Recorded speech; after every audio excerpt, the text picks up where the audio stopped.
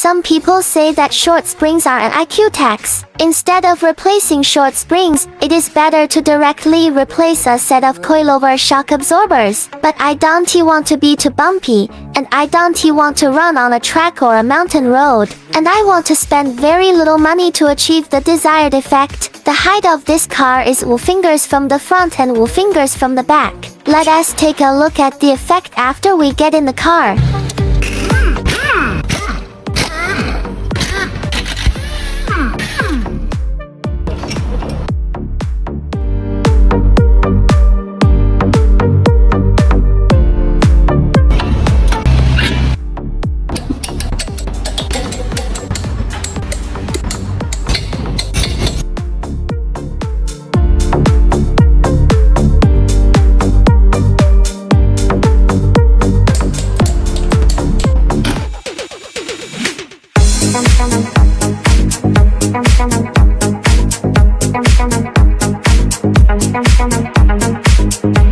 Thank you.